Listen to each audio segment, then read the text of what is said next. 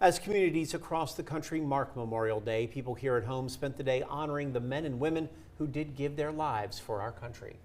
From ceremonies across the coastal empire and low country to stories of veterans who served our country decades ago, we take a look at the meaning of Memorial Day and how that legacy lives on today. American flags lined the streets of downtown Beaufort this morning as the community came together to reflect on the holiday. WSAV's Jillian Coles was there, shows us how Beaufort continuing its long-standing tradition of remembrance. Here on Boundary Street, it's the start of Beaufort's annual Memorial Day parade. Hundreds are waving to those still serving and honoring the men and women who have fallen for our country. Parade goers lining the city while veterans and service members rode through the Beaufort Memorial Day Parade, organized by the Beaufort County Veterans Affairs and the Sons of Union Veterans of the Civil War. One Beaufort County resident I spoke to served in the military for 23 years and says she brings her family to the parade every year to pay homage to her fallen comrades. After serving the military, I've got a better understanding of life, liberty, and the pursuit of happiness.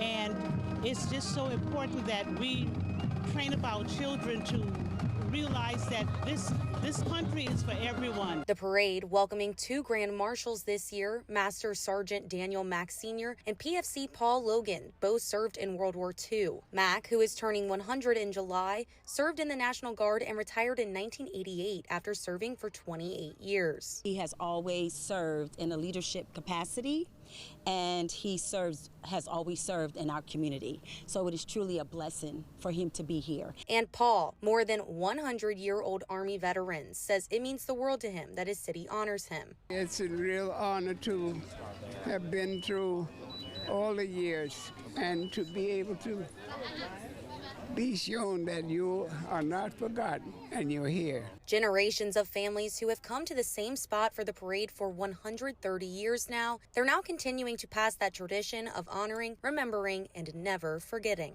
That's been a real good thing that Beaufort does this.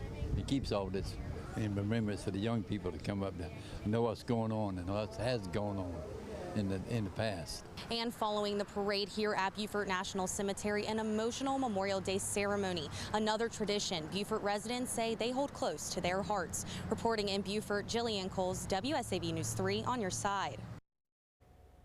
And staying in the Low Country, Memorial Day in Beaufort included a special tribute to a group of soldiers who helped change American history. City leaders and community members gathered this afternoon to relocate the historic marker honoring the first South Carolina volunteers of African descent. The marker was moved to the future site of the first South Carolina Volunteers of African Descent Memorial Park along Boundary Street. The regiment formed at Camp Saxton in Beaufort during the Civil War. It was made up of first African Americans to serve in the U.S. Army. The marker had previously been located near the Beaufort National Cemetery, though city leaders say the new location will give it more visibility and access for visitors. It's estimated that upwards of 70% of enslaved folks came through Charleston.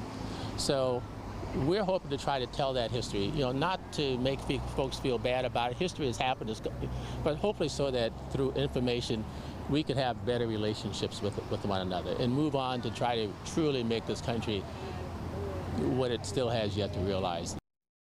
City leaders say the park is currently in the design phase and will serve as a lasting tribute to a chapter of history many believe has been overlooked for far too long. At the National Museum of the Mighty 8th Air Force in Pooler, Memorial Day bringing reflection and remembrance. Among those gathered, a 102-year-old World War II Marine Corps veteran honoring the memory of his fellow service members. Corporal Leonard B. Turner, a Carlson's Raiders Marine, joined the military at 19 years old, choosing the Marines for their legacy training in what he believed was the best chance for survival. He saw death and suffering, endured extreme heat, patrolled through chest-deep mud, cut through the jungle with a machete. At times, he didn't even know if he'd make it home. Family members say the war defined Turner and that he says he went in as a mere teen and came out an old man. The service, he carried a little prayer everywhere he went. My father found God during World War II, and he has kept that active his entire life and spreads the joy and the purpose of living to everybody. Turner's family says he shares his story to honor those who never made it home and for those who fought to preserve the American way of life. Travelers passing through Savannah Hilton Head International Airport today were met with a powerful reminder of the true meaning of the holiday. A missing man table was set up inside to honor service members who never made it home. The display included symbolic items meant to represent the sacrifices of those who are missing or fallen in service to this country. A white tablecloth stood for the pure intentions of those who answered the call to serve, while a single red rose represented the bloodshed by service members and the loved ones still waiting for their return. Travelers stopped throughout the day to read the display and reflect on the sacrifices made by members of the military and their families. For many, Memorial Day, a long weekend filled with cookouts, travel, and time with family. But in Pooler, one man working to make sure the true meaning of the holiday is never forgotten. WSAV's Isley Herschel has the story. 84-year-old Clyde Watson has been placing the flags behind me for over 5 years now. And as he gets older, he's ready to pass on this tradition to someone else. Talisha Jackson and her family were driving by 3 years ago when she saw Watson putting the flags up by himself. That's when they all decided to pull over and help him. Since then, the family has been helping with Watson's mission to bring awareness to fallen soldiers during holidays like Memorial Day, the 4th of July, and Veterans Day. Watson is incredibly grateful for the help, and Jackson and her family are looking forward to carrying on this tradition. It's about giving back to our community, and you know, if you see somebody out there doing something good, be part of it, you know, be part of the change. It means a whole lot. It's a passion with me. And I know that I'm turning it over to him. I'll be here when they put them up, but I'll be standing around doing nothing because they won't let me do anything. In order to get flags from each state, Watson tells me that he reached out to the Secretary of States from across the country. He said from that, he received 25 flags. In Pooler, Isley Herschel, WSAV News 3 on your side. Switching gears now to a developing story out of the Low Country. Hampton County deputies are investigating after a shooting left one person dead and 2 others injured in a rural community. It happened yesterday near Two Sisters Ferry Road in the Nicksville community, where officers found 3 people with gunshot wounds. 2 of those victims were taken to the hospital. A 3rd person died at the scene. Deputies also responded to a suspicious person call about 2 miles away on Rock Springs Road. That individual was determined to have been at the scene during the incident, but investigators say he does not appear to be connected to the shooting. No arrests have been made as the investigation remains ongoing. At the same time in Hinesville, a deadly shooting under investigation tonight after police say an 18-year-old was killed, another teen injured at a local park. Hinesville police say that shooting happened just after 10 o'clock last night at Irene Thomas Park. That's where a group of about 25 to 30 teens actually gathered. Now, authorities say an 18-year-old male was shot in the stomach and later died.